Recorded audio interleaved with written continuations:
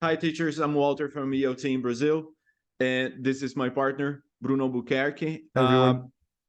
In the last video, we talked about the Delta. This is another video for the same city, for the same series of videos, and we didn't really answer the question, right, Bruno? I think it would be important for us to share that part, which is, are you ready for Delta? And in this video, we're going to talk about our experience when we felt prepared, when we felt ready for the Delta. All right? Roda a vinheta.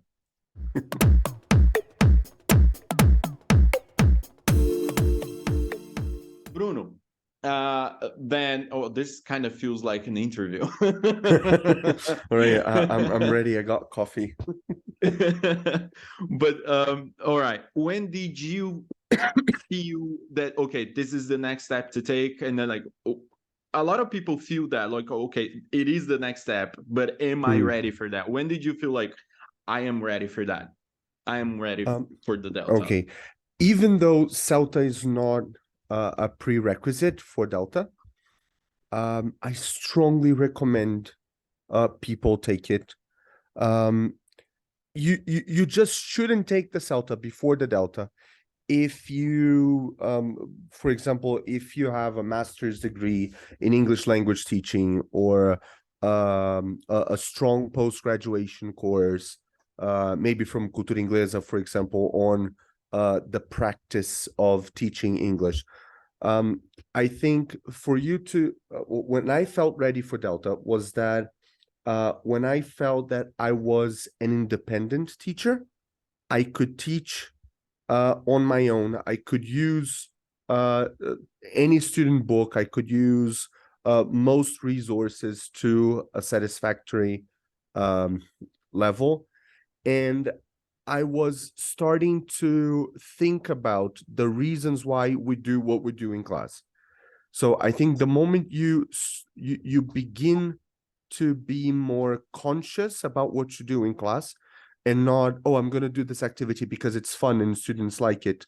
No, but when you start to understand how activities connect and why you're doing what you're doing, I think this is the moment you're ready to go for Delta, so that you can answer all those questions in your head as to why do we teach writing the way we do? Why do we teach listening the way we do?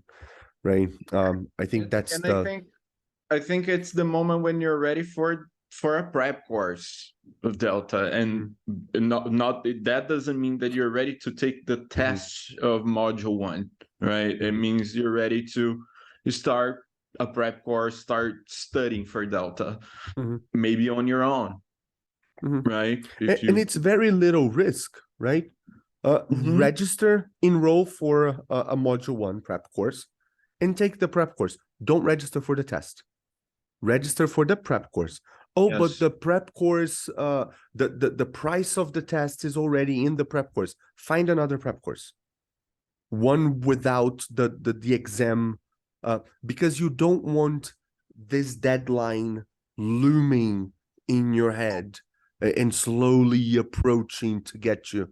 No, I think you should get one, because if you're not sure you're ready, the pressure will, I mean, it would break me psychologically speaking. For example, if you Bruno and I took the Delta in different places. I mean, the prep course for module 1, I took it at International House, and yes, I enrolled for the prep course, and I already had a date for the test. Jesus Christ. Yes, and I'm like, okay.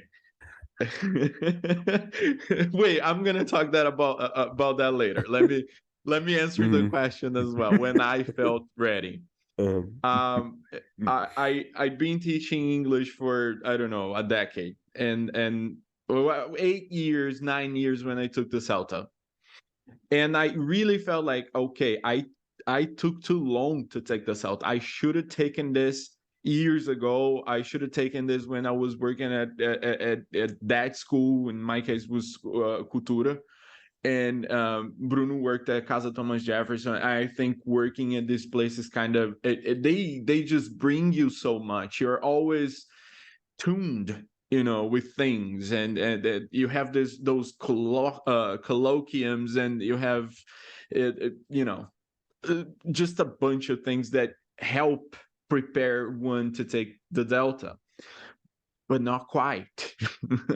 uh, and then I took the Celta, and I'm never gonna say that it was easy. It wasn't easy, but it's just not.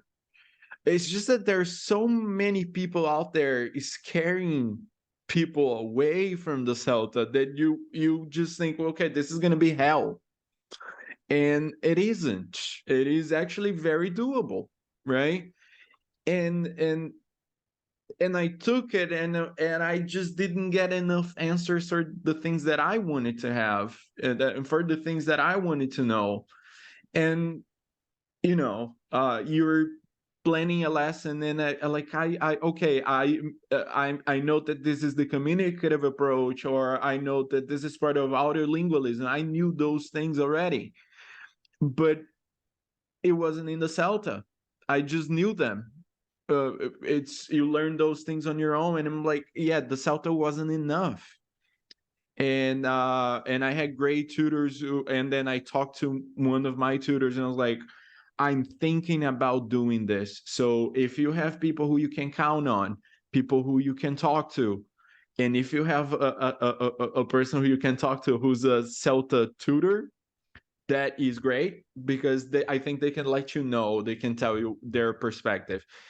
These are the same people who can tell you, take the Celta. If they're telling you take the Celta, they know you're ready for the Celta. And then you took the Celta, and then it's been a while, and you're like, okay, I'm thinking about this, and you should talk to someone who can tell you, I think you're ready for the Delta. And I actually heard that from my tutor, Elcio. I talked to him through It's email, and I was like, fantastic. I was like, also, I'm thinking about taking the Delta. What do you think? And he's advising me. He's telling me about prices, and he's telling me where to go. And then, yeah, you kind of feel ready. I'm like, Mhm. okay, so if it is a personal thing, but it is also great when you and this is part of imposter syndrome, right? You need somebody Definitely. to tell you, yes, you can do it, that kind of thing. It's not a good thing, but it does work anyway. Mhm. And then also what Bruno said, which is you understand the mechanics of your teaching, you understand why, the reason you're doing your things in your classroom. And when you go to a conference, and I think it was I don't remember who said that. I think I watched it was somebody talking, giving an interview to Kelly, and Mhm. this person said, when you go to conferences and you're not looking for 10 activities to do in your classroom, no, you're looking for things that are dense when you go to these Mhm. conferences, and it kind of gives you the feeling that, yeah, maybe you're ready for something denser, Mhm. something more Mhm. complex. And that's when I felt ready. And when I felt ready, I wanted to do something. uh I didn't want to do it in Brazil. I could have done it in Brazil, no problem. It was just that my plan was, I wanted to do the whole thing in Europe, and I wanted to do the whole thing in the version that you take in one semester off, as you said. Mhm.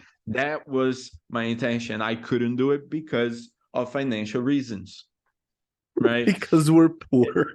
Because we're poor and our money is not, well, I don't think Yeah. our currency is devalued to that point that Mhm. people say, our currencies, it would be evaluated the same as the currency in Japan, which is a country that is, Mhm. people say it's a rich country. So I think it is not about that. But Mhm. anyway, uh, I went for it. I paid for module one, and I said, I'm not going to pay for all the modules because that would be crazy. What Mhm. if I don't pass? I can't do this thing. Why? Because I am the kind of person who can't start something and not finish it. So, yeah, it is about knowing yourself as well. as an individual, how much you know about you. I wouldn't take module 3 I actually had to enroll for module 3, not knowing if I had passed module 1. But if I hadn't passed, that wasn't something smart on my account, because I would feel destroyed. I wouldn't feel, it wouldn't be good for my mental health taking module 3 knowing that I will have to take the test on module 1 again. So be careful. You really have to be careful. So yeah, what Bruno said makes a lot of sense. But to me, having the deadline working against me, kind of like, because the thing is, you're going to take this prep course and take somewhere where you know you can trust these people. They do a good job. People who take at the place where I took, it's about 70-80% of people who take it pass, and that's scary, because you're saying that 20-30% of people don't pass. That's a lot of people. But yeah, you see, it's very different from the Celta already, right? So you bear that in mind. I think, Yeah, last time yeah. I checked, I think it was under 5% of people fail Celta in Brazil. See, so for the It's a Celta, under very small 5%, number. that the odds are great. 95% of people pass. That's awesome, right? But for the Delta, it's a different thing. And I wanted to have that experience. And I think that as I was taking the course, my tutor was giving me feedback, and I was doing the activities. As you were doing the activities, you're always doing the math. You're always like, okay, I got 50% correct answers, 40%, 30%, whatever, 60, and then it starts to improve. And then those last 2 weeks of the course, you're just your brain is working Delta style all the time. And you will see what the exercise will show you. But you were just, man, you were pumped.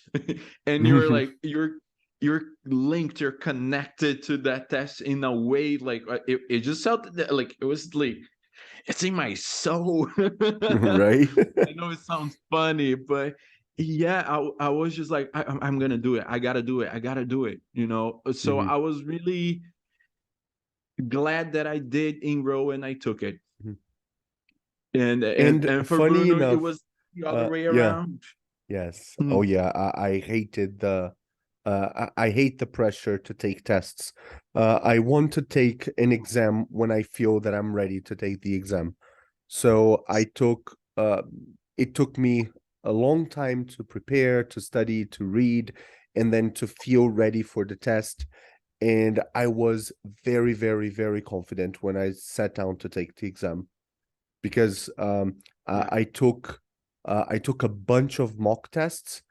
In the mock tests, they are the past papers, right? And then I passed in all of them, and I was like, okay, so if I passed in 5 past papers, odds are that I'm going to pass for the 6th. Yes. I'm going to pass on the 6th. I So built that up as the course went on. It was the same. I was taking exercise, but you do take two mock tests, past exams, which are graded by your tutor, and it does wonders. It just helps a lot. Yeah. Yes. So I think I explained for myself. Bruno, do you feel like you did? no, You explained I when you think felt ready? we answered the question. Just to wrap it up, if you're a person who likes pressure and deadlines, register for a prep course with a deadline in mind, right? So just like Walter did, that scares the shit out of me. I would never do such a thing. My strategy with Delta Module 3, we're going to talk about it in 2 videos, is very similar to my strategy for Delta Module 1, and we'll see how that works. And if you're a person who doesn't like deadlines, like myself, find a course. Don't register for the test. Take the course, read the books, and then when you feel ready, you register for the test. Right? Just so you know, there are specific dates to register for the test. You cannot register and sit the test at any given time. I think Cambridge has module one Always June, uh always June June and and December. December, or Yeah. July and So December. yeah, June, I think it's June. Yeah. yeah. Yes. So Yeah. in the middle of the year and at the end of the year, right? And then Absolutely. registration dates are a couple months before that. So be But mindful. yeah, I think it was nice to see the contrast, Mhm. right? Like how two different people did it, I would never or do it like that. The pressure. But oh well, that would freak me out. That would freak me out. well, to me it was, but it was a hell of a semester, you know. But you have to know that like, Yeah, emphasis on the I hell, right? yeah, I was working. I was working at 4 different schools. I quit one of the Mhm. schools because of that, and I was studying. Like, there was no free weekend there. It was just like I study every day that I had like some free time. I would be studying. So if I It got like, sounds great. yeah, I know you, because you gotta be prepared to do the time. Right? There is no passing without Mhm, that kind of dedication. But if you want to mhm, split things and go easier on them, then you can do it like mhm. Bruno did. Yeah. Do we have a And we wrap? wrap this session with no pain, no gain. What? Yeah, I know, cringy, right? But yeah, we'll see you Sorry. next video, people. Sorry. Yes, absolutely. Absolutely. No pain, no gain. I agree. All Well, right. Bye. this is it for this video, guys. Well, as this series goes on, remember, one more time, we are not tutors. We're giving you Mhm, the perspective of students who are taking the Delta, who have not finished the Delta, but we wanted to share the experience. And Bruno, I think the idea came from that post of yours, mhm. Three which, books you can't do without for Delta. Yeah. yeah. And as we move on, you will see about each exercise, so you get to know a little bit of the test. But remember, this is not a prep course. There are many things you can do to prepare the Delta. I know about a course on methodologies on International House, for example. A lot of people consider that a must take before the Delta. I actually Mm. considered it, but I didn't want to spend more. Yes, It's very like, yeah, expensive. yeah, Yeah. it is expensive. This is one thing we should have mentioned in the introduction, right? Delta is very expensive, right? So maybe you want to take module one and then a couple years or a year or a semester Mhm. to finish paying the installments, right? Because it's a very expensive diploma. So Yeah, one more thing about that that we should have mentioned in the intro was, uh some people ask me like, okay, I took the Celta, how long should I wait? It's not about that, but most mhm. people say at least 2 to 4 years. I mean, I didn't. I Yeah, waited a I think year. that's very random. I think And it's whenever you personal feel feeling. you're ready. Yeah. Yeah, you I gotta think the feel. numbers mean nothing. Yeah. Yeah, well, take a look at the exercises as we showed them to you, Mhm, and then you know a little bit mhm. better what to do Yeah, anyway. definitely. Yep. Yep. It is. All Well, right, thank you very much. We'll see you in the next video. thank you. Bye.